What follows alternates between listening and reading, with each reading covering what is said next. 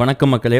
உண்மையில் ஃபஸ்ட்டு பயங்கர கோவமாக இருந்துட்டுருக்கேன். ப்ரெஷர் எங்கேயோ உச்சத்தில் இருந்துட்டுருக்கு. எனக்கு சீரியஸாக பார்க்கும்போது உங்களுக்கு கூட ப்ரெஷர் ஏற்பட வாய்ப்பு இருக்குது. ப்ரெஷர் இருந்துச்சுன்னா வீடியோ பார்க்காதீங்க, தள்ளி விட்டு போயிருங்க.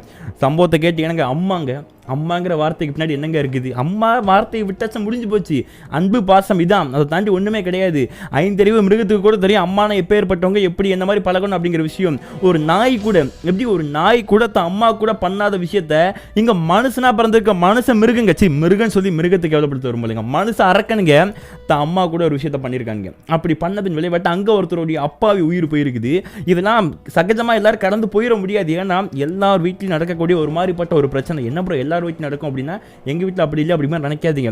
இந்த மாதிரி வேறு ஏதாச்சும் ஒரு பிரச்சனை இந்த கதையை கேளுங்க, உங்களுக்கு புரிய வரும். இந்த மாதிரிப்பட்ட நடக்கக்கூடிய பிரச்சனைக்கு தான் வெளியே தெரியும் அப்படின்னா இந்த மாதிரி யாராச்சும் ஒருத்தர் வீடியோ போட்டால் தான் முடியும். ஸோ தயவுசெய்து சொல்கிறேன், இந்த கமெண்ட் பாக்ஸ் வந்துட்டு எவனாச்சும் கதறினீங்க ப்ரோ இதெல்லாம் நீ மட்டும் சொந்தமாக உருவாக்கின இந்த மாதிரி கதைகள் அப்படிங்கிற மாதிரி எவனாச்சும் போட்டிங்கன்னா உண்மையில மண்டை சூடாயிரம் பார்த்துக்கோ. எனக்கு வேறு வேலை பழப்பில் நினச்சிட்டு இருக்கீங்களா அதை கேட்குறேன்.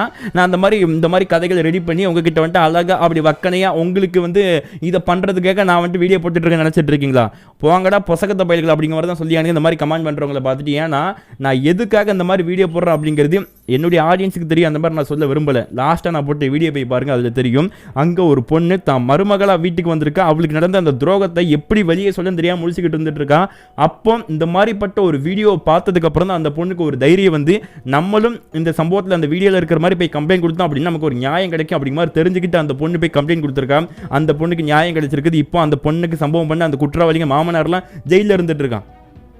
இப்போ இன்கேஸ் இந்த மாதிரி யாரும் அந்த மாதிரி வீடியோ போடாமல் இருக்கிறாங்கன்னு வச்சுக்கோங்க, அந்த பொண்ணுக்கு என்ன பண்ண தெரியாமல் இருந்துட்டு இருக்கும். ஸ்டில் அந்த மாமனார் கொடுக்குற அந்த தொல்லைகளை அந்த பொண்ணு அனுபவிச்சுட்டு இருந்திருப்பா. ஸோ இதுக்காக தான் நம்ம போடுற வீடியோனால யாருக்காச்சும் எங்கேயாச்சும் ஒரு மூலையில் ஒரு நல்லது நடக்குன்னா அது எனக்கு போதும். ஸோ அதுக்காக நான் வீடியோ போட்டுட்டு இருக்கேன். ஈவன் என் மூஞ்சி கேவலமாகட்டும் இந்த மாதிரி கண்டென்ட் போடுறதுனால என்ன யார் வேணால் எதுவும் சொல்லிட்டு போகிறாங்க, எனக்கு கவலையே கிடையாதுங்க.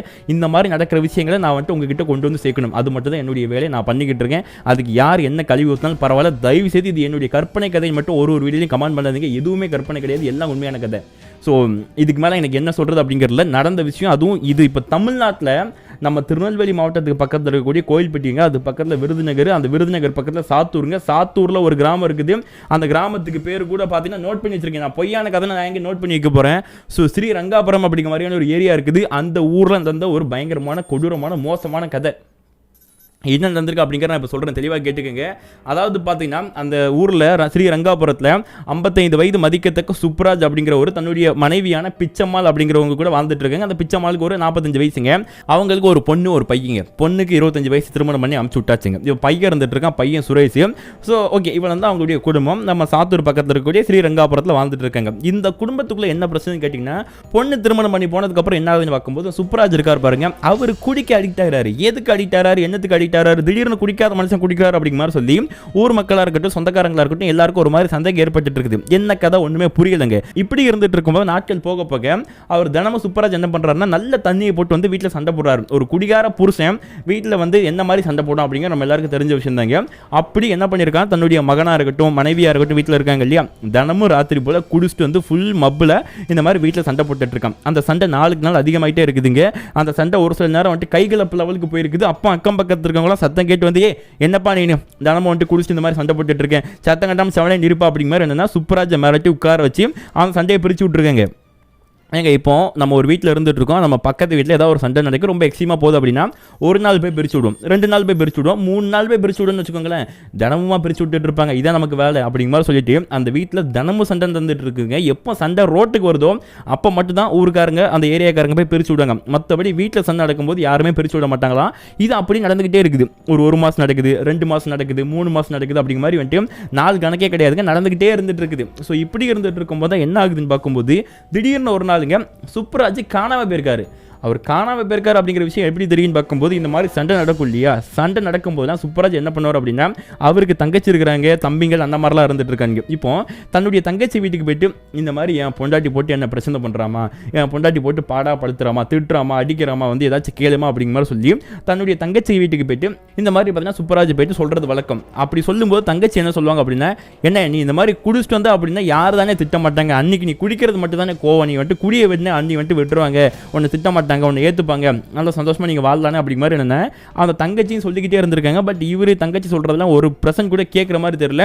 இவர் ஃபுல் போதையில் நம்ம அப்படியே இருந்துட்டு இருக்காருங்க. தங்கச்சி விட்டு போய் பேசுவாப்பில், தங்கச்சி ஆறுதல் சொல்லுவாங்க, தங்கச்சி வீட்டு வாசலே தூங்குவாப்பில், காலில் எழுந்து எதுவும் தெரியாத மாதிரி தன்னுடைய வீட்டுக்கு வருவாப்பில், போதை தெளிஞ்சிரும் இல்லையா, ஸோ அதனால் வீட்டுக்கு வருவாப்பில், வந்ததுக்கப்புறம் குளிச்சு எடுத்து கிளம்பி சாப்பிட்டு திரும்ப வேலைக்கு போயிருவாப்பில், திரும்ப சாயந்தரம் வருவாப்பில், வந்ததுக்கப்புறம் அதே மாதிரி சண்டை போடுவாப்பில், இந்த மாதிரி வந்துட்டு ரொட்டீன் ஆகிட்டே இருந்துட்டு இருக்குதுங்க.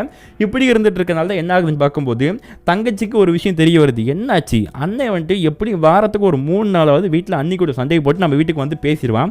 இப்போ ஒரு 2 வாரம் கிட்ட ஆக போது இன்னும் அண்ணன் இருந்து ஒரு தகவலிங்கானும் வீட்டுக்கு வந்த மாதிரி இல்லை, என்ன கதைன்னு தெரியலன்னு சொல்லிட்டு அண்ணனுக்கு ஃபோன் பண்ணி பார்க்குறாங்க தங்கச்சிக்காரங்க. அப்படி பார்க்கும்போது அண்ணனுக்கு ஃபோன் போக மாட்டேங்குங்க, நாட் ரீச்சபிள் இந்த மாதிரி வந்துட்டு இருக்குது, என்னன்னு தெரியல இல்லையா. உடனே என்ன பண்ணுறாங்க, அன்னிக்கு கால் பண்ணுறாங்க. கால் பண்ணிட்டு அண்ணி என்னாச்சு அண்ணி, இந்த மாதிரி அண்ணன் ஃபோன் எடுக்கல, வீட்டு பக்கமும் வரல, எதுவும் பிரச்சனையா, அண்ணனுக்கு எதுவும் உடம்பு சரியில்லையா சொல்லுங்க அப்படிங்கிற மாதிரி கேட்கும்போது அப்போ அந்த மனைவி என்ன சொல்லியிருக்காங்க, அதாவது சுப்பராஜ் மனைவி பிச்சம்மாளுங்க, அவங்க என்ன சொல்கிறாங்கன்னு பார்க்கும்போது, ஏமா அவன் அண்ணன் ஏதோ கேரளாக்கு நான் வேலைக்கு போகிறேன்னு சொல்லிட்டு கிளம்பி போனாப்புல, இன்னும் ஆளுக்கானும் கூடிய சீக்கிரம் வந்துடுவாப்பலமா அப்படிங்கிற மாதிரியான விஷயத்தை அண்ணி சொல்கிறாங்க.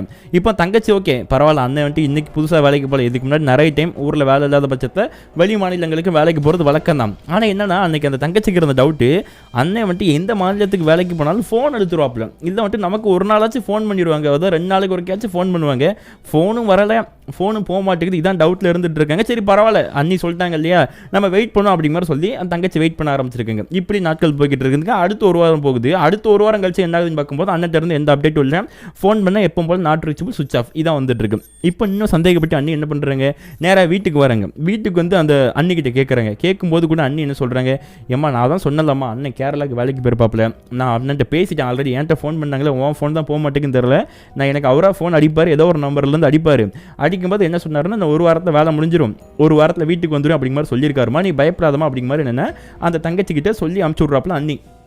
இப்போ என்ன ஆகுது, அண்ணி இந்த வார்த்தைகளை கேட்டுட்டு அவங்க பாட்டு அவங்க வேலையை பார்க்க போகிறாங்க. இப்படி போகிறதுக்குள்ளே என்ன ஆகுதுன்னா, அந்த சுரேஷ் பையன் இருக்கிறான் பாருங்க, அந்த பையன் வந்துட்டு என்ன பண்ணுறான்னு பார்க்கும்போது ஒரு கேட்ரிங் வச்சு நடத்திட்டு இருக்கான். அப்படி கேட்ரிங் நடத்துகிற இடத்துல என்ன ஆகுதுன்னு பார்க்கும்போது அவன் அந்த பரிமாறுற வேலை பார்ப்பான் இல்லையா, அப்படி பார்க்கும்போது அக்கம் பக்கத்தில் இருக்கவங்களாம் சுரேஷ் பார்த்து என்ன சொல்கிறாங்க அப்படின்னா, உங்கள் அப்பங்காரன் ஓடி போயிட்டாங்களா, எங்கே போயிட்டாண்டா அப்படிங்கிற மாதிரி என்ன எல்லாரும் அந்த பையனை கலாய்க்க ஆரம்பிக்கிறாங்க. உங்கள் அப்பங்காரன் ஓடி போயிட்டான் வீட்டில் இல்லை அப்படிங்கிற மாதிரி சொல்லிட்டு அப்பா அந்த பையன் சொல்கிறான், சுரேஷ் எங்கள் அப்பாலாம் ஒன்றும் ஓடி போல, எங்கள் அப்பா கேரளாவுக்கு வேலைக்கு போயிருக்காங்க, கூடிய சீக்கிரம் வந்துடுவாங்க அப்படிங்கிற மாதிரியான விஷயத்த சுரேஷ் சொல்லிட்டு இருக்கான். என்னதான் சொன்னாலும் ஊர் மக்கள் என்ன சொல்றாங்க, உங்க அப்பங்காரன் ஓடி போயிட்டான் அப்படிங்கிற மாதிரி விஷயத்தை அந்த பையன்கிட்ட சொல்லிட்டு இருக்காங்க. அந்த பையனுக்கு மண்டை சூடாகிட்டு இருக்குதுங்க. இப்படி நாட்கள் போய்கிட்டு இருக்குது. அண்ணி என்ன சொன்னாங்க, 1 வாரம் கழிச்சு வந்துருவாங்க அப்படிங்கிற மாதிரி என்ன விஷயத்தை தங்கச்சி கிட்ட சொல்லியிருக்காங்க. அதாவது காணாம போயிருக்க அந்த நபருடைய தங்கச்சி கிட்ட சொல்றாங்க. இப்போ இதை கேட்டுட்டு போயிருக்காங்க. இது 1 வாரம் இல்லை 2 வாரம் ஆகி போச்சு. இன்னும் அந்த பொண்ணுங்க தங்கச்சிக்கு வந்துட்டு ஃபோன் வரல அண்ணன் கிட்ட இருந்து. அண்ணன் என்னாச்சுன்னு தெரியல. ஸோ பதட்டத்தில் அண்ணன் என்ன பண்ணுறாங்கன்னு பார்க்கும்போது அண்ணன்மார் 2 பேர் இருக்காங்க. அதாவது அவருக்கு இன்னும் 2-3 அண்ணன்மார் இருக்காங்க. அண்ணன் இந்த மாதிரி நம்ம சுப்ராஜ் அண்ணன் வந்துட்டு வீட்டுக்கு போனேன், அடிக்கடி எனக்கு கால் பண்ணிடுவாப்புல, உங்களுக்கு எதுவும் கால் பண்ணாப்லையா, ஒரு 3-4 வாரம் ஆக போது, அண்ணன் என்னாச்சு என்ன அட்ரஸ்ன்னு தெரியல, கேரளாவுக்கு வேலைக்கு போனாங்கன்னு சொல்லிட்டு அண்ணி சொன்னாங்க, ஃபோன் பண்ணால் ஃபோன் போக மாட்டேங்குது, கேட்டால் அண்ணி நான் பேசிட்டு தான் இருக்கேன் அப்படிங்கிறாங்க. என்ன கதைன்னு தெரியல, எனக்கு ஏதோ சந்தேகமாக இருக்குது, ஏன்னா ஆல்ரெடி அன்னிக்கும் அண்ணனுக்கு பல பிரச்சனை போய்கிட்டு இருந்துச்சு, ஏதாச்சும் பண்ணியிருப்பாங்க, எனக்கு ஒரு மாதிரி டவுட்டாக இருக்குன்னு அப்படிங்கிற மாதிரி என்னன்னா மற்ற 2 அண்ணன்மார்கிட்டையும் சொல்கிறாங்க. அப்படி கேட்கும்போது கூட என்ன ஆகுதுன்னா, அவங்களும் போய் கேட்கும்போது எப்பா வெளியூருக்கு வேலைக்கு போயிருப்பாருப்பா வந்துருப்பாருப்பா அப்படிங்கிற மாதிரி தான் சொல்லி விட்டுருக்காங்க. சரி பார்ப்போம், இன்னும் 2-3 நாள் பார்ப்போம், அப்படி சரியாகலை அப்படின்னா நம்ம அடுத்து வேறு ஏதாவது ஸ்டெப் எடுக்கலாம்ப்பா அப்படிங்கிற மாதிரி என்ன மற்ற அந்த மாதிரி முடிவு பண்ணியிருக்காங்க. அப்படி முடிவு பண்ண கேப்பில் என்ன ஆகுதுன்னு பார்க்கும்போது இப்போ அந்த சுப்ராஜ் இருக்காரு பாருங்க, அவருக்கு ஒரு தம்பி இருக்கிறாப்புல, அந்த தம்பியுடைய ஒய்ஃப் பேர் தான் பார்த்தீங்கன்னா மணிமேகலை அப்படிங்கிறவங்க. அவங்க ஒரு மில்லில் வேலை பார்த்துட்டு இருக்காங்க. இப்போ அந்த மில்லில் வேலை பார்க்குற இடத்துல என்ன டாக் போயிருக்கு அப்படிங்கும்போது இப்போ வந்துட்டு பெண்கள்லாம் கூடி சேர்ந்து வேலை பார்க்குறேன்னு வச்சுக்கோங்களேன், கண்டிப்பாக உட்காந்து ஒவ்வொருத்தங்க குடும்பத்தில் நடக்கிற கதையை விடுவாங்க, இல்லை சீரியல் கதையை விடுவாங்க, ஏதாச்சும் ஒரு கதையை விடுவாங்க இல்லையா. அப்படி விடும்போது தான் அங்கே இருக்கிற பெண்கள்லாம் ஒரு கதையை விட்டுருக்காங்க. உனக்கு விஷயம் தெரியும் மாதிரி இந்த சுப்ராஜ் இருக்கான் பாரு, அவன் தான்ப்பா அந்த பிச்சம்மா புருஷன், அவன் என்னாச்சுன்னு தெரியல, 1 மாதம் ஆளக்கான எங்கே ஓடி போயிட்டான் சொல்லிட்டு இருக்கேன், கதை தெரிய மாதிரி அப்படிங்கிற மாதிரி பேச ஆரம்பிக்கிறாங்க. இப்போ மெல்ல வேலை பார்த்துட்டு இருக்கக்கூடிய இந்த பொண்ணு இருக்கிற பாருங்க மணிமேகலை அப்படிங்கிறவங்க, அவங்க பார்த்தீங்கன்னா நைஸாக கேட்டுட்டு இருக்காங்க, என்ன பேசுகிறாங்க, இது நம்ம புருஷனுடைய அண்ணன் வீட்டு சம்மந்தமாக பேசுகிற மாதிரி இருக்குது அப்படிங்கிற மாதிரி அந்த பொண்ணு மணிமேகலைங்கிறவங்க விட்டு கேட்டுட்டு இருக்காங்க. அப்படி கேட்கும்போது அவங்களுக்கு ஒரு விஷயம் காத்துக்கு வருதுங்க. என்ன வருதுன்னு பார்க்கும்போது, அதாவது உனக்கு விஷயம் தெரியாதா, வீட்டு டெய்லி சண்டை நடந்துட்டு இருக்குண்டி, அதாவது போட்டு புருஷனும் பொண்டாட்டியும் சேர்ந்து அந்த மாதிரி சண்டை போடுவாங்க, பொண்டாட்டி போட்டு வெளுத்து வாங்கிடுவா புருஷனை, எனக்கு ஏதோ தகவல் கிடைச்சது பார்த்துக்க, உண்மையாக பொய்யான்னு தெரில, அவள் புருஷனை போட்டு தள்ளி வீட்டுக்குள்ளேயே புதைச்சி வச்சிருக்கலாம்ல அப்படிங்கிற மாதிரி என்ன அந்த பொம்பளை ஆட்கள்லாம் பேசிகிட்டு இருக்காங்க. இந்த விஷயம் எப்படியோ மணிமேகலை காதுக்கு வந்துருச்சு. அவங்க கேட்டு மிரண்டு போகிறாங்க. என்னையா சொல்கிறாங்க, நம்ம புருஷனுடைய அண்ணனை வீட்டுக்குள்ளேயே புதைச்சி வச்சிருக்காளா அப்படிங்கிற மாதிரி என்ன அவங்க ஒரு மாதிரி மிரண்டு போகிறாங்க. மிரண்டு போனதுக்கப்புறம் இந்த விஷயத்த தான் புருஷன்கிட்ட வந்து சொல்கிறாங்க. எங்க உங்கள் அண்ணனுக்கு என்னாச்சுன்னு தெரியுமா, நீங்கள் ஏதோ கேரளா போயிட்டார் அங்கே போயிட்டார் சொல்லிட்டு இருந்துட்டு இருக்கீங்க, உங்கள் அண்ணியும் உங்கள் அண்ணி பையனும் தான் சேர்ந்து உங்கள் அண்ணனை சம்பவம் பண்ணி அன்னிக்காரி வீட்டுக்குள்ளே புதைச்சி வச்சிருக்கா போலங்க அப்படிங்கிற மாதிரியான விஷயத்த தான் புருஷன் கிட்ட சொல்கிறாங்க. இதை கேட்டதுக்கப்புறம் இந்த விஷயத்தை கேட்டுட்டு அவங்க என்ன பண்ணுறாங்கன்னு பார்க்கும்போது இதெல்லாம் உண்மை தானா அப்படிங்கிற மாதிரி சொல்லிட்டு அவரும் பார்த்தீங்கன்னா அவருக்கு தெரிஞ்ச ஃப்ரெண்ட்ஸ் மூலியமாட்டி அது போக வந்துட்டு அக்கம் பக்கத்தில் ஊருக்காரங்க பக்கத்து வீட்டுக்காரங்க எல்லாருமே வந்துட்டு இன்டெரக்டாக விசாரிக்க ஆரம்பிக்கிறாருங்க. இந்த மாதிரி மஃப்டியில் சும்மா போயிட்டு என்னாச்சு ஏதாச்சும் விசாரிக்க ஆரம்பிப்பாங்க பாருங்க, அந்த மாதிரி விசாரிக்க ஆரம்பிச்சிருக்காரு. அப்படி விசாரிக்கும் போது தான் அவருக்கு அதுக்கும் அரசல் புரசலாக வந்த விஷயம் என்னன்னு பார்க்கும்போது ஒரு புருஷனை அவளே வந்துட்டு போட்டு தள்ளி வீட்டுக்குள்ளே புதைச்சி வச்சிருக்கா அப்படிங்கிற மாதிரியான விஷயம் அவருக்கு அது கேட்டிருக்குது. இப்போ இந்த விஷயத்தெல்லாம் கேட்டதுக்கப்புறம் அந்த மணிமேகலையுடைய புருஷன் என்ன பண்ணுறாருன்னு பார்க்கும்போது ரைட் ஓகே நம்ம தங்கச்சி தான் என்ன பண்ணா இந்த மாதிரி நம்ம அண்ணனை காணுன்னு சொல்லிட்டு முதல்ல நம்மகிட்ட வந்து பேசினா, அவகிட்ட போய் இந்த மேட்டரை பேசன்னு சொல்லிட்டு அந்த தங்கச்சியை கூப்பிட்டு அவங்க கிட்ட பேசுகிறாங்க. இப்போ இன்னொரு அண்ணன் இருக்காங்க பாருங்க, அந்த மாதிரி அண்ணன் தம்பி தங்கச்சி எல்லாம் உட்காந்து பேசிட்டு இருக்காங்க. நம்ம அண்ணனுக்கு என்னாச்சு அப்படிங்கிற விஷயம் தெரிஞ்சாகணும் அப்படிங்கிற மாதிரி சொல்லி என்ன பண்ணுறாங்க, மொத்தம் அண்ணன் மாதிரி அது போக சொந்தக்காரங்க எல்லாருமே சேர்ந்துக்கிட்டு அண்ணன் வீட்டுக்கு போகிறாங்க. வீட்டில் அண்ணியும் அந்த அண்ணி பையனும் இருந்துட்டு இருக்காங்க. நேராக போயிட்டு பிச்சைமா கிட்ட கேட்குறாங்க, ஏமா பிச்சைமா நீங்கள் வெளியே வா, உனக்கு அவ்வளோதான் மரியாதை, என்னாச்சு எங்கள் அண்ணனுக்கு என்னாச்சு அப்படிங்கிற மாதிரியான வார்த்தைகளை அங்கே இருக்கிற எல்லாருமே கேட்டுட்டு இருக்காங்க. சூப்பராஜ் எங்கே போனாங்கிற விஷயம் எனக்கு தெரியும் அப்படிங்கிற மாதிரி கேட்கும்போது அப்போ அன்றைக்கி ஒரு புது கதையை சொல்கிறா அந்த பிச்சைமா. இவ்வளோ நாள் என்ன சொல்லிட்டு இருந்தா, வெளியூருக்கு வேலைக்கு போயிருக்காரு, வெளி மாநிலத்துக்கு வேலைக்கு போயிருக்காரு, இந்த மாதிரி கேரளாவுக்கு போயிருக்காரு, ஒரு வாரத்தில் வந்துடுவான்னு சொல்லிட்டு இருந்தா இல்லையா. ஆனால் அன்றைக்கி அந்த பிச்சைமா என்ன சொல்கிறான்னு பார்க்கும்போது இந்த மாதிரி என் புருஷன் வந்தார், அவர் எந்நேரம் தண்ணி போட்டு வர்றது விஷயம் உங்கள் எல்லாருக்கும் புதுசு இல்லை, எல்லாருக்குமே தெரிஞ்ச விஷயம் தான். எப்போவும் வந்து சண்டையை போட்டுட்டு இருப்பார்லே, அன்னைக்கு அதே மாதிரி தான் வந்துட்டு அவர் வந்தார். வந்து பயங்கரமாக என்கிட்ட சண்டையை போட்டார். நான் சண்டையில் வந்துட்டு என்ன பண்ண தெரில, என் பையன் மேலே கை வைக்க வந்துட்டாப்புல. எனக்கு ஒரு மாதிரி வெறி ஆகி போச்சு. நாங்கள் பிடிச்சி அடித்து அவர் வெளியே துரத்தி விட்டோம். எனக்கு தெரிஞ்சு அவர் நேராக பார்த்தீங்கன்னா வந்துட்டு என் மகா வீட்டுக்கு தான் போயிருக்க வாய்ப்பு இருக்குது, பிரியா வீட்டில் தான் இருக்கிறதுக்கு வாய்ப்பு இருக்குது, நீங்கள் அங்கே போய் கேளுங்க அப்படிங்கிற மாதிரியான வார்த்தைகளை இப்போ அந்த பொம்பளை என்ன சொல்கிறா சொல்லி முடிச்சு விட்றேன் அந்த சொந்தக்காரங்கிட்ட. இப்போ என்ன ஆகுது, இதெல்லாம் கேட்டதுக்கப்புறம் கூட அந்த சுப்ராஜோட தம்பிமார் அண்ணமார் இருந்துட்டு இருப்பாங்க பாருங்க, அவங்களாம் சொல்கிறாங்க, இங்கே பாரு எனக்கு உன் மேலே பயங்கரமாக சந்தேகமாக இருந்துட்டு இருக்குது, என் அண்ணனுக்கு மட்டும் ஏதாச்சும் ஆச்சு நடக்கிறதே வேறு அப்படிங்கிற மாதிரி சொல்லிட்டு இப்போ அந்த சுப்ராஜோடைய மகா வீடு இருக்கு பாருங்க, பிரியா வீடு, அவங்க வீட்டுக்கு போகிறாங்க. அவங்க கல்யாணம் பண்ணி அமுச்சு விட்ருக்காங்க அந்த பொண்ணு, அந்த வீட்டுக்கு போகிறாங்க. அங்கே போய்ட்டு அந்த பிரியா கிட்ட கேட்குறாங்க, ஏம்மா உங்கள் அப்பா எங்கே போனார், என்ன கதை ஏதாச்சும் தெரியுமாம்மா, உங்கள் அப்பா ஒரு 2 மாதத்துக்கிட்ட காணும் பார்த்துக்கோ, நாங்கள் எல்லா இடமும் கேட்டு பார்த்தோம், கேட்டால் உங்கள் அம்மா காரி கேரளா போனால் அங்கே போனாங்கிறா, இப்போ கேட்டால் உங்கள் வீட்டில் வந்து இருக்கிறாங்கிறா, என்ன கதைன்னு புரியல, எனக்கு உங்கள் அம்மா மேலே சந்தேகமாக இருந்துட்டு இருக்குது, நீ ஒழுங்காக சொல்லு உங்கள் அப்பா பற்றி ஏதாவது தெரியுமான்னு கேட்கும்போது அந்த பிரியா சொன்ன வார்த்தை, எங்கள் அப்பா அப்படிங்கிற மாதிரி பேரை சொல்லிட்டு என் வீட்டு பக்கம் யாரும் வந்துடாதீங்க, அவர் மனுஷனே கிடையாது, பயங்கரமான குடிகார மிருகம், ஸோ எங்கள் அப்பாவை கொண்டு நான் உட்கார வச்சேன் அப்படின்னா நானும் என் புருஷனும் பிரிஞ்சு நடு ரோட்டில் தான் போகணும் பார்த்துக்குங்க, எங்கள் குடும்பத்துக்குள்ள சண்டையாகி போயிடும், எங்கள் அப்பா பேரை சொல்லிட்டு அந்த சுப்ராஜ் அப்படிங்கிற பேரை சொல்லிட்டு யாருமே என் வீட்டு பக்கம் வராதிங்க, நார்மலாக வாங்க, வந்து பிரியாவை பார்க்க வரீங்களா, என் பிரியா புருஷனை பார்க்க வரீங்களா, நல்லா விசாரிக்க வரீங்களா அப்படிங்கிற மாதிரி என்னை வந்து பார்க்க வாங்க, எதுவும் பிரச்சனை இல்லை, எங்கள் அப்பா காணும் எங்கள் அப்பாவுக்கு ஏதாச்சும் ஆச்சா அப்படிங்கிற மாதிரி சொல்லிட்டு வராதிங்க, அவர் குடிகார பையன், அவனை பற்றி எதுவும் என்கிட்ட கேட்காதுங்க அப்படிங்கிற மாதிரி என்ன இந்த பிரியா சொல்லி விடுதா. இப்போ இதை கேட்டதுக்கப்புறம் அந்த சுப்ராஜோடைய அண்ணன் தம்பி இருக்கிறாங்க பாருங்க, தங்கச்சி எல்லாரும் இருக்காங்க இல்லையா, அவங்களுக்குலாம் இன்னும் கோவம் வருது. ஏன்னா ஒரு என்னதான் வந்துட்டு அப்பா மேலே கோவம் இருக்கட்டுங்க, அப்பா காணலன்னு சொல்லி ஒரு 2 மாசமாக காணல அப்படின்னா இந்த விஷயத்த சொன்னதுக்கப்புறம் என்னங்க சொல்கிறீங்க அப்படிங்கிற மாதிரி கேட்காம அப்பாவை பயங்கரமாக திட்டுறா அந்த பிரியா. அப்போ இவங்க குடும்பத்துக்கு மேலே அதாவது இந்த பிரியாவாக இருக்கட்டும், பிரியாவுடைய அண்ணங்காரனாக இருக்கட்டும், அந்த பிரியாவுடைய அம்மாவாக இருக்கட்டும், பிச்சம்மாவாக இருக்கட்டும், சுரேஷாக இருக்கட்டும், எல்லார் மேலேயுமே பார்த்தீங்கன்னா இந்த சுப்ராஜுடைய அண்ணன் தம்பி சொந்தக்காரங்க இருக்காங்க பாருங்க, அவங்களுக்கு சந்தேகம் வந்துட்டு இருக்குது. இதுக்கப்புறம் நம்ம நேரடியாக போய் கேட்டோம்னா வந்துட்டு வேலைக்கே ஆகாது. ஒன்று தான் ஐடியா, நேராக போகிறோம் போய் போலீஸை கம்ப்ளைண்ட் கொடுக்குறோம் அப்படிங்கிற மாதிரி சொல்லி முடிவு பண்ணுறாங்க. பக்கத்தில் சாத்தூர் வட்டாரத்தில் இருக்கக்கூடிய போலீஸ் ஸ்டேஷன் போகிறாங்க, அங்கே போயிட்டு கம்ப்ளைண்ட் கொடுக்குறாங்க. இந்த மாதிரி எங்கள் அண்ணன் பேர் சுப்ராஜ், வயசு இந்த மாதிரி 55 வயசு ஆகுது, அவன் வீட்டில் என்ன ஆச்சு என்ன கதைன்னு தெரில, இதுக்கு முன்னாடி வந்துட்டு பொண்டாட்டி என்ன சொன்னால் கேரளா போய்ட்டு அப்படிங்கிற மாதிரி சொன்னான், இப்போ என்கிட்ட நான் அடித்து பற்றி விட்டேன், மகா வீட்டுக்கு போனேங்கிறான். மகா வீட்டில் போய் கேட்கும், மகா இந்த மாதிரி ஒரு பதிலை சொல்கிறாயா, நீங்கள் தான் கண்டுபிடிச்சி கொடுக்கணும், எங்கள் அண்ணனுக்கு என்னாச்சுன்னு தெரில, எங்களுக்கு எங்கள் அண்ணி மேலே தான் சந்தேகமாக இருந்துட்டு இருக்குது, அண்ணியும் அண்ணி பிள்ளைகளும் சேர்ந்து தான் எங்கள் அண்ணன் ஏதாவது பண்ணியிருப்பாங்கன்னு டவுட்டாக இருக்குது, நீங்கள் விசாரித்து கண்டுபிடிச்சி கொடுங்க, அது போதும் அப்படிங்கிற மாதிரியான விஷயத்தை போலீஸில் போய் கம்ப்ளைண்ட்டாக கொடுக்குறாங்க. இப்போ இதை கம்ப்ளைண்ட்டாக எடுத்துக்கிட்ட போலீஸ்காரங்க அந்த ஊருக்கு வராங்க, ஸ்ரீரங்காபுரம் இருக்கு பாருங்க, அந்த ஊருக்கு வந்துட்டு இவங்களை பற்றின விஷயங்களை ஃபுல்லாக அக்கம் பக்கத்தில் எல்லாம் சுற்றி முடிச்சு விசாரிக்கிறாங்க. அப்படி விசாரிக்கும் போது அந்த போலீஸ்காரங்க கிடைச்ச தகவல் என்னன்னு பார்க்கும்போது இதாங்க, அதாவது சார் அவங்க வீட்டில் எப்போவுமே சண்டை நடக்கும் சார், அவர் வந்துட்டு பயங்கரமாக குடிபோதைக்கு அடிக்ட், என்ன பண்ணுறதுன்னு தெரியல, எப்போவுமே சண்டை போடுவாங்க, நாங்கள் மோஸ்ட்லி வந்துட்டு தடுத்து விட பார்ப்போம், பட் ரொம்ப எக்ஸ்ட்ரீமாக போகும்போது எங்களால் என்ன பண்ண தெரியாது சார், ஏன்னா தினமும் போயிட்டா சார் தடுத்து விட்டுக்கிட்டு இருக்க முடியும், ஒரு நாள் தடுத்தோம், 2 நாள் தடுத்தோம், 3 நாள் தடுத்தோம், தொடர்ச்சியாக நடந்துகிட்டே இருக்குது, எங்களுக்கும் கேட்டு கேட்டு போர் அடிச்சு சலிச்சு போச்சுங்க, அவங்களே சண்டை போட்டு முடிச்சுடுறாங்க சொல்லிட்டு விட்டுட்டோம். அப்படிதான் கடைசி ஒரு நாள் அந்த மாதிரி பயங்கரமாக சண்டை, பொண்டாட்டிக்காரி நடு ரோட்டில் போட்டு அடித்த மாதிரிலாம் எங்களுக்கு பார்த்தோம். ஏன் அதுக்கப்புறம் அவர் காணாமல் போயிட்டாரு, என்ன கதை என்ன ஏதோ ஒன்றும் தெரியல அப்படிங்கிற மாதிரி ஊர் மக்கள்லாம் சொல்லியிருக்காங்க. இப்போ இதெல்லாம் கேட்டதுக்கப்புறம் சுப்ராஜுடைய மனைவி மேலே தான் போலீஸ்காரங்களுக்கு சந்தேகம் எழும்பியிருக்குது. உடனே போலீஸ்காரங்க என்ன பண்ணுறாங்க, வீட்டுக்கே போகிறாங்க, போயிட்டு ஏவாங்க பார் உண்மையை சொல்லு, என்ன பண்ணீங்க உன் புருஷனை, உயிரோடு இருக்காரா இல்லையா, என்ன கதைன்னு கேட்கும்போது சார் என்ன சார் உயிரோடு இருக்காருன்னு கேட்குங்க, அவர் ஏதோ வேலைக்கு போகிறேன்னு சொல்லிட்டு போனால் சார், அதுக்கப்புறம் ஒரு ஃபோனை எடுக்கல, என்ன கதைன்னு தெரில அப்படிங்கிற மாதிரி என்ன அந்த போலீஸ்காரங்கிட்ட அந்த அம்மா சொல்கிறாங்க. இப்போ அதுக்கு போலீஸ்காரங்க கேட்குறது, இங்கே பாரு, முதல்ல நீ இப்படி தான் சொன்ன, வேலைக்கு போகிறாங்க சொன்னேன், ஆனால் திரும்ப உங்கள் புருஷனுடைய அண்ணன் தம்பிலாம் வந்து கேட்கும்போது வந்துட்டு இல்லை அவர் சண்டை போட்டு வந்தார், தண்ணி போட்டு வந்தார், சண்டை போட்டார், நான் அடித்து அமுச்சு விட்டேன் அப்படிங்கிற மாதிரி சொன்னேன். எது ஒன்றும் அப்படிங்கிற மாதிரி கேட்கும்போது, சார் அவர் சண்டை போட்டார், நான் அடித்து அமுச்சு விட்டேன் தான், ஆனால் அவர் அடித்து அமுச்சு விட்டதுக்கப்புறம் வேலைக்கு தான் சார் போனார் அப்படிங்கிற மாதிரியான விஷயத்த அந்த பொம்பளை மாற்றி பேசிகிட்டு இருக்காங்க. போலீஸ்காரங்களுக்கு என்ன பண்ண தெரியல, கொஞ்சம் விட்டு பிடிக்கலாம் அப்படிங்கிற மாதிரி சொல்லி விட்டு பிடிக்க ஆரம்பிக்கிறாங்க. அப்படி விட்டு பிடிச்சதுக்கப்புறம் தான் இன்னும் நல்லா விசாரிக்க ஆரம்பிக்கிறவங்க. என்ன கதை என்ன எது சொல்லிட்டு விசாரிக்க ஆரம்பிச்சுட்டு இருக்கும்போது தான் போலீஸ்காரங்களுக்கும் அந்த ஊர் மக்கள்கிட்ட இருந்து ஒரு விஷயம் இன்டெரக்டாக கிடைக்க வருதுங்க. என்னென்னு பார்க்கும்போது அந்த பொம்பளை அந்த புருஷனை கொண்டு உள்ளே புதைச்சிருக்கா அப்படிங்கிற விஷயம் பார்த்தீங்கன்னா கொஞ்சம் பிரபலமாச்சு. பார்த்தீங்களா, கொஞ்சம் வெளியே டாக்ஸ் வந்துச்சு பாருங்க. இதே டாக்ஸ் பார்த்தீங்கன்னா போலீஸ்காரங்க காதுக்கு வந்திருக்குது. அவள் வீட்டுக்குள்ளே தான் புருஷனை போட்டு புதைச்சி வச்சிருக்கா அப்படிங்கிற மாதிரியான விஷயம் போலீஸ்காரங்க காதுக்கு வருதுங்க. இப்போ இதன் அடிப்படையில் அந்த போலீஸ்காரங்க என்ன பண்ணுறாங்க, எதுக்கும் அவள் பொம்பளை வீட்டில் போய் நம்ம ஒரு சோதனை போட்டு பார்த்துடலாம் அப்படிங்கிற மாதிரி சொல்லி முடிவு பண்ணிட்டு என்ன பண்ணுறாங்க, நேராக வீட்டுக்கு போகிறாங்க. வீட்டுக்கு போனதுக்கப்புறம் அந்த பொம்பளை இருப்பா பாருங்க, அவளையும் அதாவது வந்துட்டு சுப்ராஜ் பொண்டாட்டிங்க, அவளையும் பார்த்தீங்கன்னா அவனுடைய பையனையும் சுரேஷையும் பார்த்தீங்கன்னா வீட்டை விட்டு வெளியே வர சொல்லிட்டு இவங்க போலீஸ்காரங்க போய்ட்டு ஃபுல்லாக செக் பண்ணுறாங்க.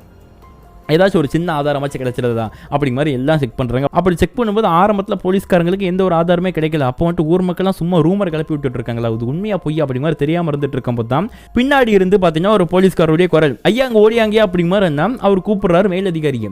என்னாச்சுன்னு சொல்லிட்டு அவர் பின்னாடி போய் பார்க்கும்போது அங்கே பாத்ரூம் இருக்குதுங்க, வீட்டுக்கு பின்னாடி பாத்ரூம், அதுக்கு பக்கத்தில் செப்டிக் டேங்கான அந்த ஏரியா இருக்குது. அது பக்கத்தில் ஒரு குழி பார்த்தீங்கன்னா இப்போ புதுசாக தோண்டி மூடின மாதிரியான ஒரு அமைப்பில் இருந்துட்டு இருக்குது. அது என்னன்னா நமக்கு தெரியும் இல்லையா, புதுசாக குழி தோண்டி மூடினாங்க அப்படின்னா அந்த மண்ணெல்லாம் கலர் மேட்ச் ஆகிறது நமக்கு கிளியராக தெரியும் இல்லையா. இதன் அடிப்படையில் அவர் பார்த்தீங்கன்னா இந்த மாதிரி மேலதிகாரியை கூப்பிட்டு காமிக்கிறார். காமிச்சதுக்கப்புறம் என்ன சொல்கிறாங்க, ஏமா இது என்னம்மா குழி எதுக்குமா தோண்டது அப்படிங்கிற மாதிரி கூப்பிட்டு கேட்குறாங்க. அப்போ அந்த பொம்பளை என்ன சொல்கிறான்னு பார்க்கும்போது, சார் இல்லை சார் செடி வைக்கலான்னு வித்து தூவி வச்சிருக்கேன் சார் அப்படிங்கிற மாதிரியான விஷயங்களை அந்த பொம்பளை சொல்கிறா. சரி இது வித்த என்ன அப்படிங்கிறத பார்த்துதான் சொல்லிட்டு என்ன பண்ணுறாங்க, அந்த இடத்த தோண்டணும். ஆனால் அந்த இடத்த சும்மா தோண்ட முடியாது, அந்த ஊருடைய தாசில்தாருடைய கையெழுத்து இந்த மாதிரி விஷயங்கள் தான் தேவைப்படுது. அந்த ரீசனால தாசில்தார் ஐயாவை கூப்பிடுறாங்க. கூப்பிட்டு வச்சு அவங்க முன்னிலையில் பார்த்தீங்கன்னா வந்துட்டு என்ன ஆகுதுன்னா அந்த குழியை தோன்றாங்க. அப்படி தோண்டும் போதே போலீஸ்காரங்களுக்கு பயங்கரமான ஸ்மெல்லு, உள்ளுக்குள்ள இருந்து எலும்பு எல்லாம் வெளியே வருதுங்க. பார்த்தா ஒருத்தருடைய உடல் இருக்குது, ஒரு சடலம் இருந்திருக்கு அப்படிங்கிற விஷயம் போலீஸ்காரங்க கிளியராக பார்க்குறாங்க. பார்த்ததுக்கப்புறம் இது என்னமா சடலம், இது என்னமா கதை, வித்து தூவிருக்கீங்கன்னா இப்போ இது யார் அப்படிங்கிற மாதிரி கேட்கும்போது அந்த பொம்பளை எனக்கு தெரியலன்ட்டா. அதான் சுப்ராஜ் பொண்டாட்டி பிச்சம்மாங்க, எனக்கு தெரியாது சார், இது எப்படி வந்துச்சுன்னு எனக்கு தெரில, நான் சும்மா வித்து போடுறது தான் சார், மண்ணை கிளறிப்பட்டேன், உள்ள சடலம் இருக்கிறதுலாம் எனக்கு தெரில சார் அப்படிங்கிற மாதிரியான விஷயத்தை சுப்ராஜ் பொண்டாட்டி சொல்லிட்டு இருக்கா அந்த பிச்சம்மா. இப்போ இதுக்கப்புறம் போலீஸ்காரங்க சுரேஷை கூப்பிட்டு கேட்குறாங்க, யோ உனக்கு ஏதாச்சும் தெரியுமா அப்படிங்கிற மாதிரி கேட்குறாங்க. அதுக்கும் அந்த சுரேஷ், சார் எனக்கு சுத்தமாக தெரியாது சார், நானும் வீட்டுக்கு அப்பப்போ தான் சார் வந்துட்டு போய் அப்படிங்கிற மாதிரி விஷயத்தை சுரேஷ் சொல்லிட்டு இருக்கான். சரி யாரும் நம்ம செக் பண்ணிடலாம் அப்படிங்கிற மாதிரி சொல்லி டிஎன்ஏ டெஸ்ட்டுக்காக அங்கேருந்து எடுத்த உடல்லேருந்து எடுத்த எலும்புகள் ஒரு சில விஷயங்களை வச்சு என்ன பண்ணுறாங்க, டிஎன்ஏ டெஸ்ட்டுக்காக கொஞ்சம் எடுத்து அமுச்சு விட்ருக்காங்க. இப்போ டிஎன்ஏ டெஸ்ட் ஒரு பக்கம் போயிட்டு இருக்குது. டெஸ்ட் மட்டும் வரட்டும், அவளை செத்தங்கிட்ட அப்படிங்கிற மாதிரி சொல்லிட்டு தான் போயிருக்கிறாங்க போலீஸ்காரங்க. அதே மாதிரி டெஸ்ட் ரிப்போர்ட் வந்திருக்கு. அதில் பார்த்தோம் அப்படின்னா நல்ல மேட்சிங், அதாவது பார்த்தீங்கன்னா இறந்து போயிருக்கிறது சுப்ராஜ் தான். அப்போ சுப்ராஜ் உடல் இங்கே இருக்குது அப்படின்னா இவங்க 2 பேருக்கு தெரியாது அப்படிங்கிற மாதிரி சொல்கிறாங்க. அப்படின்னா கண்டிப்பாக அந்த சம்பவத்தை இவங்க தான் பண்ணியிருக்க வாய்ப்பு இருக்குது அப்படிங்கிற மாதிரி போலீஸ்காரங்க கன்ஃபார்ம் பண்ணிட்டு 2 பேருமே அரெஸ்ட் பண்ணுறாங்க. யார், சுப்ராஜ் பொண்டாட்டி பிச்சம்மாலையும் சுப்ராஜ் பையன் சுரேஷ் 2 பேருமே அரெஸ்ட் பண்ணுறாங்க. அரெஸ்ட் பண்ணி ஸ்டேஷனில் கூப்பிட்டு வந்து விசாரிக்கிறாங்க.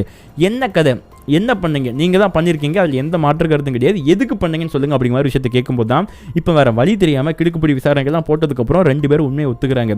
அப்படி அந்த சுப்ராஜ் பொண்டாட்டி வந்துட்டு ஒரு விஷயத்தை சொல்கிறா. இதை கேட்டதுக்கப்புறம் உண்மையிலே நம்ம வந்துட்டு ஒரு மனசாட்சி உள்ள மனசனாக இருக்கும் அப்படிங்கிற பட்சத்தில் நமக்கு வந்துட்டு காதில் ரத்தமே வந்துருங்க. அந்த மாதிரிப்பட்ட ஒரு சம்பவத்தை அந்த பொம்பளை சொல்லியிருக்கா. அப்படி என்ன சொல்கிறான்னு பார்க்கும்போது, ஐயா அங்கே பாருங்கள், என் புருஷனுக்கு முன்னாடி தண்ணி அடிக்கிற பழக்கம்லாம் கிடையவே கிடையாது, இதுதான் சொன்னேன், இந்த பாயிண்ட்டை நோட் பண்ணி வச்சுக்கோங்க.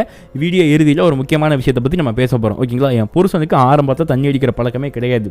அப்படி இருக்கும்போது அவர் ஏன் தண்ணி அடிக்க ஆரம்பிச்சாருன்னா அதுக்கு காரணம் நானும் என் பையனும் மட்டும்தான். சரி என்ன பண்ணீங்கன்னு கேட்கும்போது, ஐயா என் புருஷன் சுப்ராஜை பொறுத்தவரை அடிக்கடி வெளியூருக்கு வேலைக்கு போகிறது வழக்கம். அந்த நேரத்தை நானும் என் பையனை மட்டும் தான் தனியாக வீட்டில் இருந்துட்டு இருப்பேன். ஏன்னா என் பொண்ணு ஆல்ரெடி கல்யாணம் பண்ணி அமுச்சு விட்டாச்சு. இப்போ நானும் என் பையனை தனியாக இருந்துட்டு இருக்கும்போது அந்த விஷயங்களை எங்களால் கண்ட்ரோல் பண்ண முடியாமல் இருந்திருக்குது. ஸோ நானும் என் பையன்னு பார்க்கல, என் பையனை நான் அம்மான்னு சொல்லிட்டு பார்க்கல. என்ன நாங்கள் 2 பேரும் வேற ஒரு விதமாக தான் பார்த்துக்கிட்டோம். ஒரு பாய் ஃப்ரெண்டு கேர்ள் ஃப்ரெண்ட் எப்படி பார்ப்பாங்க, ஸோ அந்த மாதிரி விஷயமாக தான் நாங்கள் 2 பேரும் பார்த்துக்கிட்டோம். அந்த ரீசன்னால எப்போல்லாம் என் புருஷன் வீட்டில் இருக்க மாட்டாங்களோ நாங்கள் 2 பேரும் அந்த மாதிரி உடல் ரீதியாக ஒன்றா இருந்துட்டு இருப்போம். இது நாட்களில் தொடர்ந்து போய்கிட்டே இருந்துட்டு இருந்துச்சு. இதில் எந்த பிரச்சனையுமே வரல, என் புருஷனுக்கு சந்தேகம்லாம் வரல. ஆனால் ஒரு நாள் என்ன ஆச்சுன்னு சொல்லிட்டு பார்க்கும்போது என் புருஷன் வந்துட்டு பார்த்துட்டாப்ல. எப்படி பார்த்துட்டாருன்னு சொல்லும்போது, அந்த புருஷன் ஆல்ரெடி வெளியூருக்கு வேலைக்கு போயிருப்பார் இல்லையா, அப்படி வேலைக்கு போயிட்டு வீட்டுக்கு வரும்போது என்ன ஆகுதுன்னு பார்க்கும்போது நாங்கள் 2 பேரும் அந்த விஷயத்தை பண்ணிட்டு இருந்தோம். அப்படி பண்ணிட்டு இருக்கும்போது என் புருஷன் வீட்டுக்கு வெளியே வந்திருக்காரு. நைட்டு ஒரு 1 மணி 2 மணி இருந்திருக்கும். அப்போ அவர் நாங்கள் தூங்கிட்டு இருப்போம். அப்போ அவர் என்ன பண்ணியிருக்காருன்னா எங்கள் வீட்டு முத்தம்னா வந்துட்டு முன்னாடி ஒரு வரண்டா மாதிரி இருக்கும், சின்ன ஏரியா, அதில் படுத்திருந்திருக்காரு எங்களை டிஸ்டர்ப் பண்ண சொல்லிட்டு.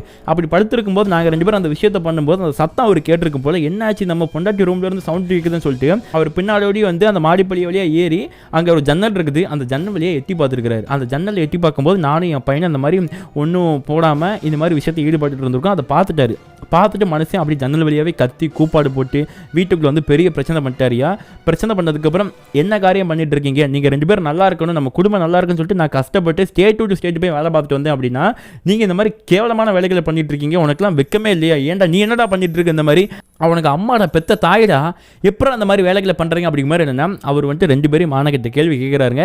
கேட்டு முடிச்சதுக்கப்புறம் அங்கே பாரு இதோட கடைசியாக இருந்துக்கணும், இதுக்கப்புறம் அந்த விஷயத்தை வந்துட்டு எதுவும் பண்ணக்கூடாது பார்த்துக்கோ, நீ ஒழுங்கா அம்மா மாதிரி இருந்துக்கோ, நீ ஒழுங்கா பையன் மாதிரி இருந்துக்கோ, இதுக்கப்புறம் மேட்ரு தெரிஞ்சு அப்படின்னா உங்களுக்கு ஏதாச்சும் பண்ணிடும், இல்லை மொத்த சொந்தக்காரங்கிட்டையும் சொல்லி கொடுத்துரும் அப்படிங்கிற மாதிரி மிரட்டியிருக்காரு. பட் இருந்தாலும் அவங்க 2 பேரும் அந்த பண்ணுற விஷயம் அப்படிங்கிறது வந்துட்டு அவங்க நிப்பாட்டலைங்க. ஸோ 2 பேரும் அந்த விஷயத்தை வந்துட்டு கண்டினியூஸாக பண்ணிக்கிட்டே இருந்துட்டு இருக்காங்க. அப்படியே பண்ணிக்கிட்டு இருக்கும்போது தான் ஒரு சிச்சுவேஷனில் என்ன பண்ண தெரியாமல் மனுஷன் என்ன பண்ணியிருக்காரு, இதை நினச்சி அப்போ தான் குடிக்க அடிக்ட் ஆகிருக்காப்புல. நல்லா புரிஞ்சுக்கோங்க, இவர் குடிக்க அடிக்ட் ஆனதே பார்த்தீங்கன்னா தான் பொண்டாட்டியும் தான் பையனும் பண்ண அந்த கேவலமான வேலை தான் முக்கியமான காரணம். இதை பொண்டாட்டியே வாயில் ஒத்துக்கிறான். ஸோ அதுக்கப்புறம் என்ன ஆகுதுன்னு பார்க்கும்போது இவர் ஒரு நாள் குடிச்சிட்டு அப்பப்போ வந்துட்டு சண்டை போடுறது, இந்த சண்டைனால வீட்டுக்குள்ளே நடக்கிற சண்டை, இது எல்லாமே நீங்கள் ஊர் மக்கள் சொல்லி கேட்டிருப்பீங்க. அப்போ தான் ஒரு நாள் ஒரு சண்டை எக்ஸ்ட்ரீமாக போயிருக்குது. அவர் கரெக்டாக வீட்டுக்கு வர்றாரு, நாங்கள் அந்த விஷயத்தை பண்ணிட்டு இருக்கோம், ஏன் சொன்னால் கேட்க மாட்டீங்களா அப்படிங்கிற மாதிரி அவர் கேட்குறாரு. அதுக்கு பதிலுக்கு நாங்கள் வந்துட்டு நாங்கள் அப்படிலாம் முடியாதுன்னு சொல்லிட்டு என்ன பண்ணிட்டோம்னா கீழே கட்டை கிடச்சி சார், அந்த கட்டையை தூக்கி அவரை போட்டு அடித்து முடிச்சு போட்டு சாகடிச்சிட்டோம். அப்படி சாகடிச்சதுக்கப்புறம் விஷயம் வெளியே தெரிஞ்சால் பிரச்சனையாரும் சொல்லி வீட்டில் கொஞ்சோண்டு இருந்த அந்த மண்ணெண்ணெய் இந்த மாதிரி விஷயங்கள் எடுத்து ஊற்றி அவர் உடம்புல கொஞ்சம் தீயை வச்சுட்டு தான் அதுக்கப்புறம் நாங்கள் பின்னாடி குழி தோண்டி புதைச்சோம் அப்படிங்கிற மாதிரியான விஷயத்தை அந்த தாயும் அந்த சுரேஷும் சேர்ந்து பண்ணியிருக்கிறாங்க, தாயுடைய பையனும் சேர்ந்து பண்ணியிருக்காங்க அப்படிங்கிற விஷயத்த போலீஸ் ஸ்டேஷனில் வாக்கு மூலமாக கொடுக்குறாங்க. அப்படி வாக்கு மூலமாக கொடுத்ததுக்கப்புறம் போலீஸ்காரங்களுக்கு அந்த பிரியா மேலே சந்தேகம் எழும்பி இருக்குது. ஏன்னா அந்த பொண்ணும் அவருடைய அப்பா மேலே வந்துட்டு கோவப்பட்டது மட்டும் இல்லாமல் அவங்க பேசின வார்த்தைகள்லாம் போலீஸ்காரங்களுக்கு ஒரு மாதிரி சந்தேகத்தை எழுப்பிச்சு. அந்த ரீசனால 3 பேருமே அரெஸ்ட் பண்ணியிருக்காங்க. அரெஸ்ட் பண்ணி கோர்ட்டில் ஆஜர்படுத்தும் போது 3 பேருக்குமே தக்க தண்டனை கொடுத்துருக்காங்க. இப்போ ஜெயிலில் கம்பி பண்ணிட்டு இருக்காங்க. ஸோ மக்களே, இது உண்மையாக நடந்த சம்பவம், பொய்லாம் கிடையாது. இதுக்கான உண்மையான கேஸ் ரிப்போர்ட் பார்த்தீங்கன்னா நான் ஃபஸ்ட் கமெண்ட்டில் பின் பண்ணி வைக்கிறேன், நீங்கள் நம்பிக்கையில் நீங்கள் பார்த்துக்கோங்க. அண்ட் இன்னொரு முக்கியமான விஷயம் இருக்குது. அது என்ன விஷயம்னா நான் வந்துட்டு வீடியோவில் நடுவில் சொல்லியிருப்பேன், அந்த தண்ணி அடிக்கிற மேட்டரை பற்றி நான் இப்போ கடைசி பேச போகிறேன் அப்படிங்கிற மாதிரி சொல்லிட்டு அது என்ன பேசுகிறேன் அப்படின்னா ஒன்றும் இல்லை, இன்றைக்கி சொல்கிறேன். இந்த வீடியோ பார்த்துட்டு இருக்கீங்க பாருங்கள், இப்போ நீங்கள் ஒரு 100 குடும்பத்தில் ஒரு 100 ஆண்மகன், அதாவது 100 பேர் வந்துட்டு மாப்பிள்ளை தண்ணி அடிக்கும் அப்படிங்கிற பட்சத்தில் அந்த 100 பேரில் ஒரு 30 to 40% மாப்பிள்ளையாச்சு தான் பொண்டாட்டி சரியில்லை, இதை யாருக்கிட்டையும் வெளியே போய் சொல்ல முடியல அப்படிங்கிற மாதிரி சொல்லி தண்ணி அடிக்கிற ஆட்கள் அதிகம். ஸோ இந்த விஷயத்தை நான் கண்ணால் பார்த்துருக்கான்னு கேட்டால் எனக்கு தெரிஞ்சவங்க ஒரு சில பேர் பார்த்தீங்கன்னா இந்த மாதிரி பொண்டாட்டி சரியில்லாமல் தண்ணி அடிக்கிற விஷயத்தை நான் பார்த்துருக்கேங்க. அது உண்மையாக பொய்யா அப்படிங்கிறது பார்த்துட்டு இருக்கேன். நீங்கள் கீழே கமெண்ட் பண்ணுங்கள். நான் அதுக்கு எல்லா பெண்களையும் தப்பு சொல்ல இருக்கிறாங்க. புருஷனும் சரியில்லாமல் பொண்டாட்டிகள் வந்துட்டு சகிச்சிட்டு போயிட்டு இருக்காங்க, பொண்டாட்டி சரியில்லாமல் புருஷன் இருந்துட்டு இருக்காங்க. அப்படி பொண்டாட்டி சரியில்லாமல் இருக்கிற புருஷங்களில் பாதி பேர் அதுக்காகவே தண்ணி அடித்து குடிக்க அடிக்ட் ஆகிற பசங்க நிறைய பேர் இருந்துட்டு இருக்காங்க. அது உண்மையாக பொய்யா அப்படிங்கிறத நீங்கள் பார்த்துட்டு இருக்க நீங்கள் தான் பொதுவாக கமெண்ட் பாக்ஸை தெரிவிச்சாகணும். ஏன்னா நான் நடுநிலையாக இருக்கக்கூடிய மனுஷன், நீங்கள் தான் வந்துட்டு சக ஆடியன்ஸ் இல்லையா, நீங்கள் கமெண்ட் பாக்ஸை தெரிவிங்க. ப்ரோ நீங்கள் சொல்கிறது உண்மை ப்ரோ பொய்யா அப்படி மாதிரி சொல்லுங்கள். சின்ன வயசுலேருந்து குடிக்கிறவனு இருக்கான், இந்த மாதிரி பொண்டாட்டி பிரச்சனைனால குடிக்கிறவனு இருந்துட்டு இருக்கான், சில பேர் என்ன பிரச்சனை நடந்தாலும் குடிக்காமல் இருக்கிறவனு இருந்துட்டு இருக்கான். ஸோ அதனால் இப்போ நாங்கள் என்ன சொல்ல வர அப்படிங்கிற பட்சத்தில் ஒரே ஒரு விஷயம் மட்டும்தான், என்ன அப்படின்னா உங்களால் நீங்கள் கல்யாணம் பண்ணியிருக்கிற புருஷன் கூட பொண்டாட்டி கூட நிம்மதியாக கடைசி வர நீங்கள் சந்தோஷமாக வாழ முடியும் அப்படிங்கிற பட்சத்தில் மட்டும் திருமணம் பண்ணுங்க, குழந்தையை பெற்றுக்கோங்க. அப்படி இல்லை உங்களால் ஒருத்தன் கூட வாழ முடியாது, ஒன்றால் ஒருத்தி கூட வாழ முடியாது அப்படிங்கிற பட்சம் உங்களுக்கு தெரிஞ்சுது, உங்களுக்கு முன்னாடியே கண்டிப்பாக தெரிஞ்சிருக்கும் நம்மளால் அந்த மாதிரி ஒருத்தன் கூடலாம் வாழ முடியாதுப்பா அப்படிங்கிற விஷயம் தெரிஞ்சிருக்கும். அப்படி முன்னாடியே தெரியுது அப்படின்னா தயவு செய்து திருமணம் பண்ணி இன்னொருத்தருடைய லைஃபை கெடுக்காதீங்க. நீங்கள் கெடுத்தது மட்டும் இல்லாமல் பிள்ளையை பெற்று போட்டு அவங்களாம் அனாதையாக ரோட்டில் விட்டு போகாதீங்க. இந்த விஷயத்தை பண்ணாதீங்க. அவங்கள தயவு செய்து நான் கேட்டுக்கிறேன், அந்த விஷயத்தை பண்ணாதீங்க. சும்மா அதுக்குன்னு சொல்லிட்டு பல நாடுகள் இருக்குது, பல தொழில்கள் இருக்குது, அதை போய் ஜாயின் பண்ணி என்னத்தையாச்சும் பண்ணி என்னமா பண்ணிக்கோங்க. நம்ம இந்தியாவில் அதுக்கு வந்துட்டு இல்லீகல். அந்த விஷயத்தெல்லாம் பண்ணாதீங்க, பண்ணக்கூடாது, தப்பு. ஸோ என்னால் சொல்ல வேண்டியது நான் சொல்லிவிட்டேன். இதுக்கப்புறம் நீங்கள் அந்த மாதிரி தப்பை பண்ணிங்க அப்படின்னா கடைசி கம்பி என்ன வேண்டியது தான் வந்து நிற்கும். ஸோ பார்த்துக்கோங்க. இல்லை எங்கேயாச்சும் யாராச்சும் போட்டு தள்ளிடுவீங்க, இல்லை உங்களை யாராச்சும் போட்டு தள்ளிடுவாங்க, இல்லை ஜெயிலுக்கு போயிருவீங்க. இதில் ஏதாச்சும் ஒன்று தான் நடக்கும். ஸோ கிரைமுக்குள்ளே போகாமல் இருக்கணும் அப்படின்னா தப்பான விஷயங்களை கட் பண்ணுங்கள். பொண்டாட்டிக்கு உண்மையாக இருங்க, புருஷனுக்கு உண்மையாக இருங்க, அதை மட்டும் பண்ணுங்கள் அப்படிங்கிற சொல்லிக்கிட்டு இந்த வீடியோ முடிச்சுக்கிறேன். இவ்வளோ ஒரு கேவலமான சம்பவம் வேறு எந்த ஊர்லேயும் யாருக்கும் நடக்கக்கூடாது. அந்த புருஷன் சுப்புராஜை பாருங்கள், எவ்வளோ மனுஷன் வேதனைப்பட்டிருப்பார் அப்படிங்கிறத யோசிச்சு பாருங்கள். இதுக்கு மவளும் சப்போர்ட் தான். இதெல்லாம் என்ன சொல்கிறதுனே எனக்கு தெரியல. பாவுங்க, உண்மையில் இந்த சம்பவத்தை பொறுத்தளவில் அந்த சுப்புராஜுடைய தங்கச்சிக்கு தான் பாராட்டணும். ஏன்னா அந்த தங்கச்சி தான் அண்ணனை காணும் சொல்லி தவிச்சு கடைசி வந்துட்டு இந்த மாதிரி ஒரு உண்மை, பெரிய உண்மையை பார்த்தீங்கன்னா தங்கச்சி வந்துட்டு கண்டுபிடிக்கிறதுக்கு மிகவும் ஹெல்ப் பண்ணியிருக்கிறாங்க. தங்கச்சியாக இருக்கட்டும், தம்பிமார்களாக இருக்கட்டும், அண்ணன்மார்களாக இருக்கட்டும், எல்லோரும் சப்போர்ட் பண்ணி சேர்ந்து அண்ணனுக்கு நடந்த நியாயத்துக்கு தீர்ப்பு வாங்கி கொடுத்துருக்காங்க. தவிர்த்து அண்ணன் உயிரை திரும்ப கொண்டு வர முடியுமா? வாய்ப்பு கிடையாது. போனது தான். ஒருத்தி பண்ண கேவலமான கன்றாவியான விஷயத்தினால அங்கே ஒரு மனுஷர் அப்பாவியோட உயிர் போய் சேர்ந்துருச்சு. எதுவும் சொல்கிறதுக்கு இல்லை மக்களே, ஒரு மாதிரி கஷ்டமாக இருக்குது. அண்டு எதாவது பண்ணிவிட்டு போங்க, கமெண்ட் பாக்ஸ் ஏதாவது சொல்லிட்டு போங்க, அப்போ தான் நம்ம கேட்டு கொஞ்சம் ஒரு மாதிரி ஆறுதலாக இருக்கும். அண்ட் மீண்டும் ஒரு பயங்கரமான க்ரைம் ஸ்டோரியில் நான் வந்துட்டு உங்களை மீட் பண்ணுறேன். Love you so much guys, by.